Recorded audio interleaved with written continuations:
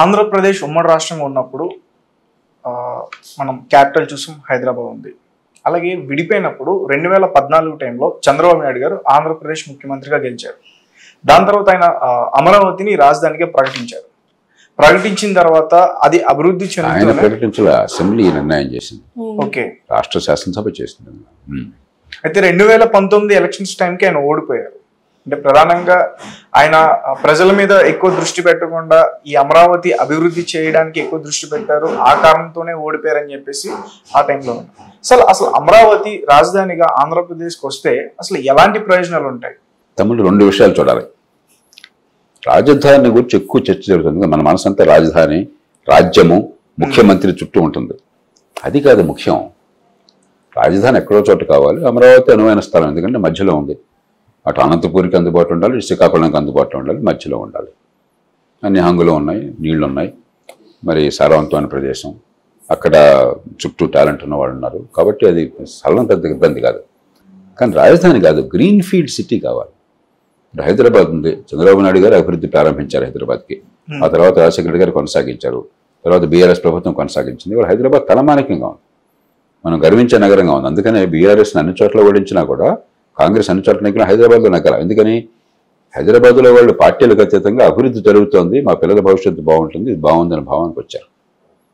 కాబట్టి ఒక green field city కావాలి. గ్రీన్ ఫీల్డ్ సిటీ అంటే మన ఊళ్ళన్నీ కూడా ఊరికే పెరిగిన గ్రామాలు, బాగా జనసాంద్రత ఉంది. కాబట్టి ఇరుకులు సందులు ఉన్న వాటిలో మీరు అభివృద్ధి పెద్దగా చేయలేరు. అదే గ్రీన్ ఫీల్డ్గా ఖాళీగా ఉన్న స్థలంలో చేశారనుకోండి, అంతర్జాతీయ ప్రమాణాలతో నగర నిర్మాణం చేయొచ్చు. మీరు హైటెక్ సిటీకి లేకపోతే ఫైనాన్షియల్ డిస్ట్రిక్ట్కి వెళితే అమెరికాలో ఉన్నారో, ఇండియాలో ఉన్నారో, బ్రిటన్లో ఉన్నారో, చైనాలో ఉన్నారో తెలియదు. అంతేనా? ఆ ప్రమాణాలతో మీకు ఇన్ఫ్రాస్ట్రక్చర్ ఉంటే, సిటీ ప్లానింగ్ ఉంటే, అప్పుడు ప్రపంచ ప్రమాణాల టాలెంట్ మనకు వస్తుంది. అలాగే పెట్టుబడులు వస్తాయి. కాబట్టి ఖచ్చితంగా గ్రీన్ ఫీల్డ్ సిటీ ఎక్కడ మంచి నగరం ఉంటే అక్కడ అభివృద్ధి ఎక్కువ ఉంటుంది, పెట్టుబడులు ఎక్కువ వస్తాయి. ఆ రకంగా భావించాలి. అందులో ఏంటి, భూమి చాలా కొరత ఉన్న దేశంలో, ఈ రోజుల్లో భూమి సేకరించడం తలప్రాణం తక్కువస్తుంది అందులో ఈ రోజుల్లో. అలాంటిది రైతులే స్వచ్ఛందంగా 33,000 ఎకరాలు ముందుకు వచ్చారు. పూలింగ్ అనే పేరు అంటే ఏంటి, భూమి దానికి వెళుతుంది, అక్కడ అభివృద్ధి జరుగుతుంది కాబట్టి దాని విలువ పెరుగుతుంది. పెరిగే విలువలో మాకు కొంత వాటా ఇవ్వండి, కొంత భూమి మాకు ఇస్తే ఇవాళ భూమి కోల్పోయినా కూడా రేపొద్దున మా పిల్లలు బాగుపడతారు, దానిలో మేము పంచుకుంటాం, రాష్ట్ర అభివృద్ధి బాగుంటుంది, మా అభివృద్ధి బాగుంటుందని దాన్ని అద్భుతంగా ముందుకు చేయవచ్చు. ఎందుకంటే మనం పెట్టుబడి కొద్దిగానే పెట్టాలి. మౌలిక సదుపాయాలకు ప్రభుత్వం పెట్టుబడి పెడితే మిగతా అంతా ప్రైవేట్ రంగం నుంచి వస్తుంది. కమర్షియల్ డెవలప్మెంట్ కానీ, హౌసింగ్ కానీ, కన్స్ట్రక్షన్ కానీ, రియల్ ఎస్టేట్ కానీ మిగతా అన్ని ప్రైవేట్ నుంచి వస్తుంది. కాబట్టి సిరిగా మోకాలు అడ్డే వాడు ఎవడన్నట్టుగా చక్కగా అందంగా ఉన్నదాన్ని ఒక తెక్కగా తొగ్గులక్కలాగా, ప్రభుత్వాల్లో రోజుకో నిర్ణయం జరగదు. ప్రభుత్వాలు వచ్చినట్టు రోజు విప్లవం కాదు. రేపొద్దు ఇంకొకటి వచ్చి ఇది కాదు ఇంకోటి చేస్తానంటే తమాషా అనేది. దాని ప్రభుత్వం అంటే రోజువారీ పరిపాలించాలా, పన్నులు డబ్బుతో అని చెప్పంటే అడ్డదిడ్డంగా రోజు నిర్ణయాలు తెక్క చేస్తే ఎట్లాగా? తొగలకు ఎందుకు అంటున్నాం, గొప్ప పని చేశాడని చెప్పరా? పిచ్చి పనులు చేశాడని రోజుకో నిర్ణయం తీసుకున్నాడు. ఒకరోజు ఢిల్లీలో క్యాపిటల్, ఇంకో రోజు దౌలతాబాద్లో క్యాపిటల్, మళ్ళీ మన్నా ఢిల్లీ క్యాపిటల్. ఏంటిది?